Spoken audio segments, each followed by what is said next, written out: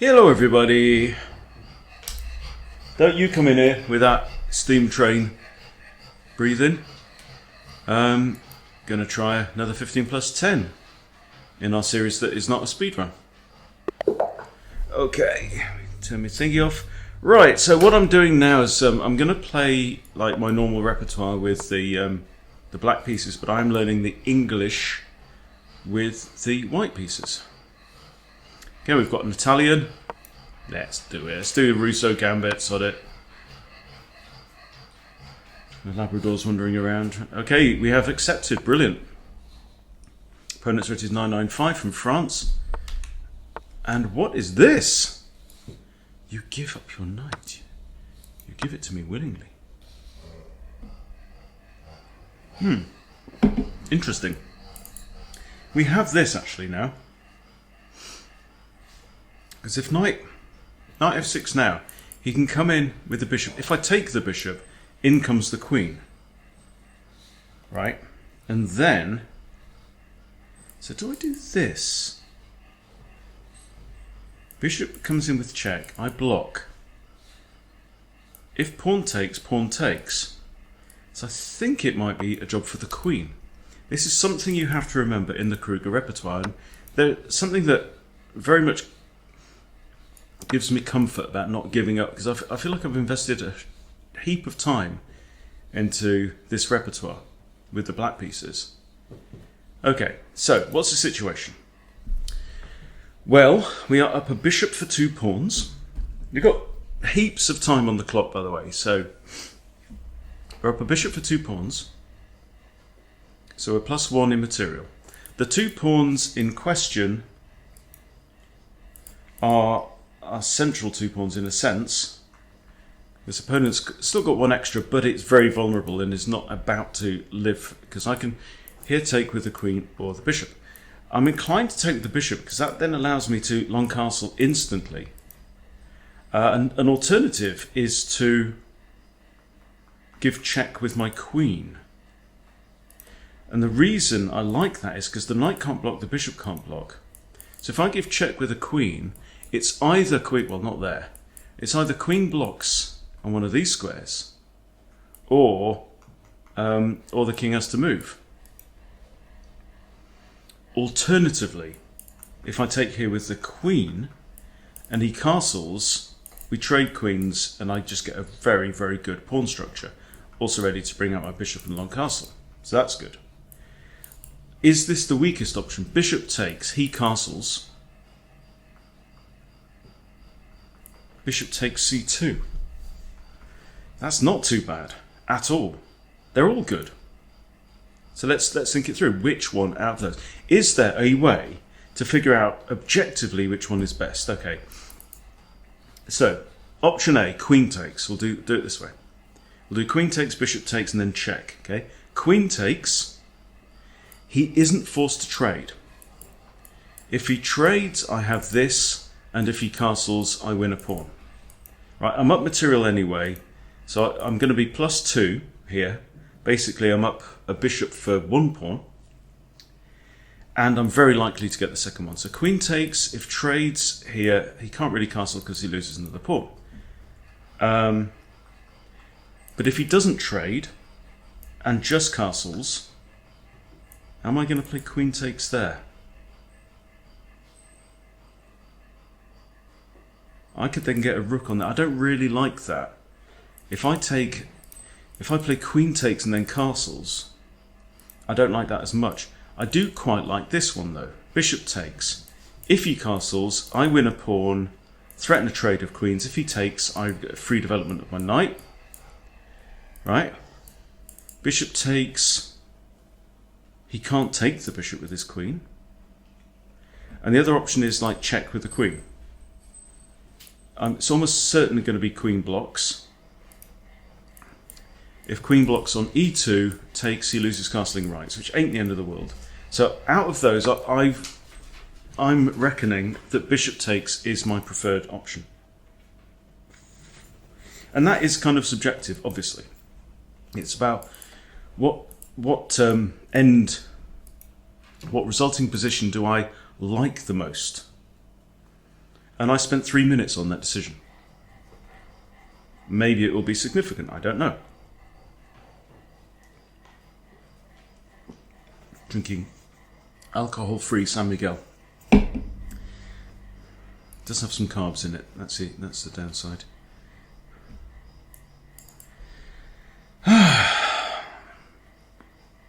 Yeah, a little bit out of puff. And we have none of the above. But I'm still very happy with my position. Okay, this isn't possible right now. Because if I played bishop takes there, queen just takes, right? Or pawn takes. But I think long castles looks great here. But I also again have the option of check. But with that, he can block with the bishop. So, this doesn't work, this doesn't work. Let's long castle. Activate the rook, you've got a semi-open file. Here's a fully open file, but of course he's just castled out of danger. Bishop has to defend b2. So I think it's now time to develop, and this looks like a very natural move. Looking down h2, which is a soft underbelly. It's also a protected square, which I like. The downside is I'm kind of shutting off the rook, but has white got any reason to do anything here? Not really. Can I harass the queen? No, it'd take me three jumps really with the knight. So I think bishop here looks great. I might then threaten to come in. Okay, he played that very quickly. So if he takes here, I get to repair my pawns. That's something I get a lot in the Steinitz Scotch. Here is an option, but I just think knight e7. Yeah. Oh, b2. No, because then that hangs this bishop, doesn't it? If I take here, he takes here. Then I take the rook, though. Let's defend the knight first. I don't think the b2 pawn is going to be a game changer. I'm already up in material. Surprised that my opponent is proposing to trade material at this point in time. But if we are, it would be better to do it on my terms, because then I get another d pawn. And there we go. But let's just double check. I've got options. Queen takes because the bishop's defended by the knight. That's an option. Rook takes is an option, but if I'm going to double up rooks anywhere, it wants to be the e-file. So it doesn't really make sense to lift that rook. So for that reason, c takes d6. He develops.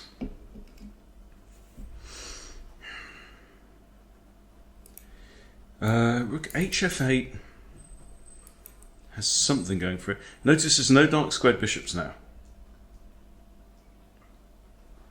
h5 bishop g4 puts pressure on the queen. I don't want to do this. This doesn't make sense at all, because if he trades, I get doubled isolated pawns on d-file. Nah. This pawn's doing a much better job preventing the knight from coming forwards. Also here, I'll probably just trade off. But I am going to play rook hf8, just because there's nothing immediate, right? But you never know. Could be an asset later on. Now, I was thinking about this slow maneuver.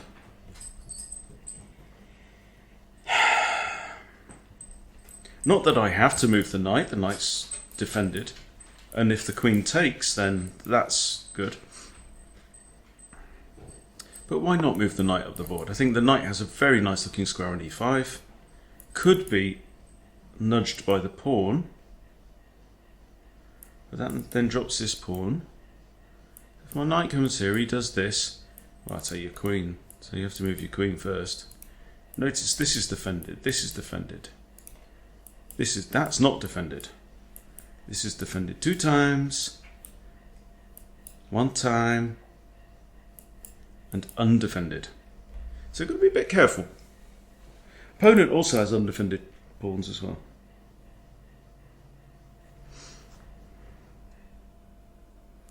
But I have the advantage of having an extra bishop, which he does not have. He's got one extra pawn. Which pawn is it? It's this guy, Freddy. Worth knowing that. Just as the game starts to decay and you move towards the end game, just be conscious of, if it comes down to a pawn race,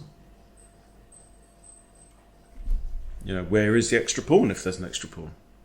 What are the pawn structures? Okay, both rooks on light squares. Also this. I can't... Oh, can I? No. Can I? This, if queen takes, what happens? I want to protect that square. So this now, yeah? Yeah. Then if he has ideas of this, I get to skewer. But he can trade his way out of it, but then the queens are off the board.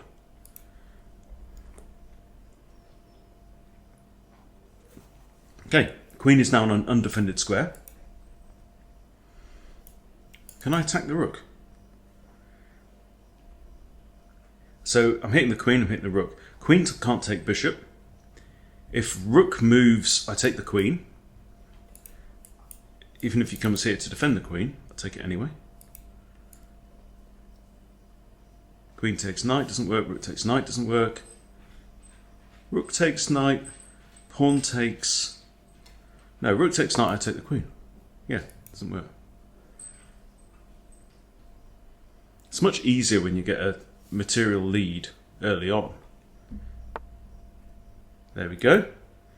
And as we predicted, but I've got two attackers on it. You've got to take the queen, and now I'm up a lot. I'm up a rook and a piece for a pawn. I actually have a check here. King here. Doesn't it work? Check. King here. I can just move away. King here.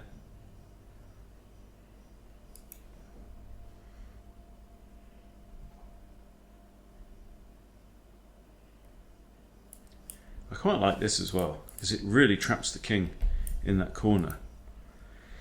But there, he's going to come here.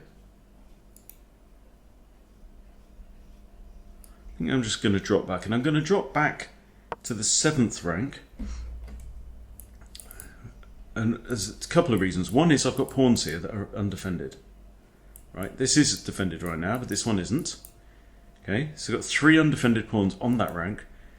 I can then push pawns like that, and my rook actually defends all the rearmost pawns. Okay. Give me a... No, it's a no-brainer, because it's a fork, isn't it? Also, after this, I've maybe even got that, so... That's nice. And it's all going tits up now. Do we jam our bishop into there? I think we do. Stops the rook coming there. The king's in check. He has to go onto a dark square now. Okay. Double up the rooks. Ain't rocket surgery.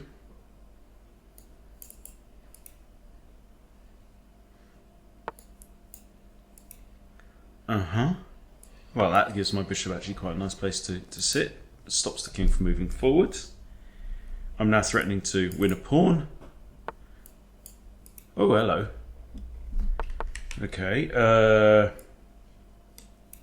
No, I don't like that, because this is a fork on king and rook. So let's move the king first. Now I can kick the knight away. He's got to bugger off over here somewhere. He could go there.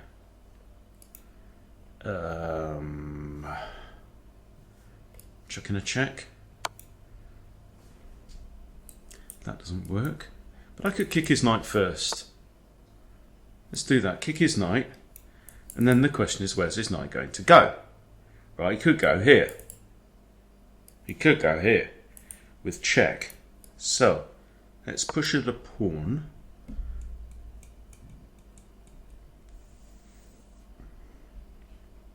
Now he can't go there. So now when I push, it's no, no, no, because pawn's on that. No, gets taken. I'm just going to trade off. It's really, I don't even have to think about moves like that at all. I can chuck in a check here. I'd love to do that though. Is there any way I can do that? I attack this pawn. What's he got? He's got this.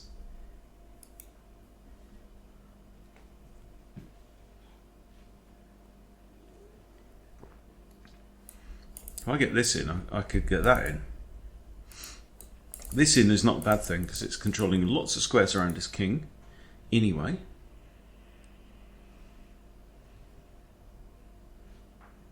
JSP joueur au jeu. JSP player of the game.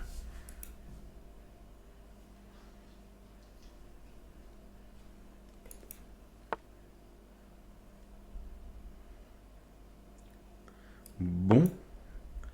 Alors, I can recapture. If he takes here, I can recapture. But also I can throw in this. Huh? This is a skewer.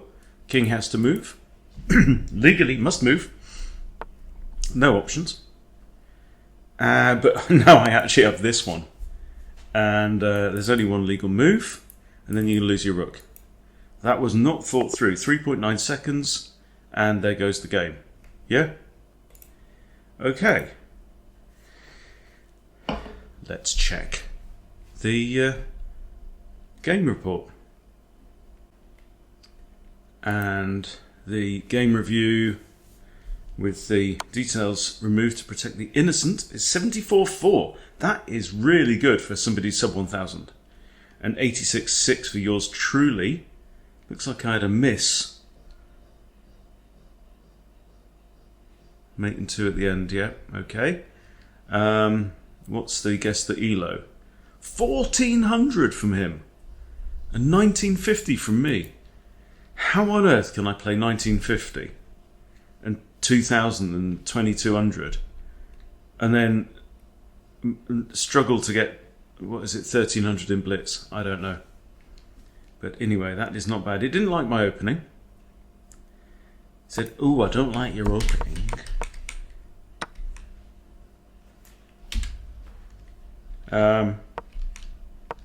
What's wrong with my opening? Oh, I didn't like that. Okay, interesting. Tell me. This move, okay. But then what if bishop h... Oh, okay. Comes to check. It's -3. Well, I am up a piece. So there you go. Anyway, but nice game because, you know, I ground away. I got an advantage and got all the way. What was my one miss? It was right at the end with rook h5. But that came with a couple of very serious threats. There's probably like a forced mating sequence. Okay, there you go. There. So king goes here. And it's rook h5, and then there's nothing you can do to prevent mate. Okay, I should have seen that. In fact, I'm going to stick that in my attacking ideas. Okay, so after g6, so this is what we do. Let me show you. I'm going to share. From just before my opponent makes his move, Chess Woody, attacking ideas, easy. We'll stick it in attacking ideas, easy. And if you join, and I'm now organising them by date, so it's the 12th of August. Okay, and the Fen, so this was a Rousseau, so I have the black pieces. Okay, so this is the thing. He pushes a pawn. I mean, this could go into a mate in 2. Okay, so it's this, and then wherever he goes, it's that. Let's say he does this, and that's mate. Yes. Okay, there you go. And that's it. That's the attacking idea. Just mating him in the corner. Okay, and so we've got a whole menu of these, which you get. You get access to all of these. These are secret. These studies.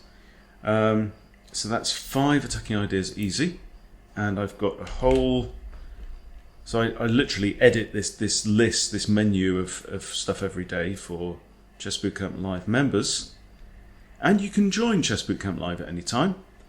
We do 4 sessions every month of 2 hours each, live sessions on Zoom that you can join. Okay, so that is now 5, and I'm just going to hit save, and that's that. We had a bonus session as well last month, or just a couple of weeks ago, with an expert level player, which is really good, with 50 years experience, and that was really refreshing. So you get that, you get access to all of these Woody studies. So if you want to drill queen forks, they've got 23 of them, 27 medium, 15 hard, 7 examples of getting out of forks, blah blah blah. X-ray defense and defending your own pieces. Loads and loads of stuff here. I've got attacking drills, 15 Freddy sacks, or owner my queens, and whatever, and even some endgame studies. There you go. Fascinating stuff. So, yeah, you can join Chess Bootcamp Live at any time. If you put in the code TRIAL at checkout, then instead of $49 for your first month, you get it for just $9. So come along, give it a try. If nothing else, you're supporting the channel, So come along, come to one of our sessions. They're dead friendly, they're fun, we have a laugh. They tend to be kind of evening time UK. So that will be kind of lunchtime US Eastern or morning US Pacific. So depends if you work at home or retired or whatever, then that might be okay. If you're in a desk job, might be a bit tougher. But yeah, please do come along and join us and support the channel that way. And we'd love to meet you. We're having people join all the time. It's great to see new faces. So come along. So go along to chessbootcamp.club. And hopefully we'll see you on a session. That'd be great. Okay, thanks for watching, everybody. Hope you enjoyed it. Hope you learned a few things. See you soon.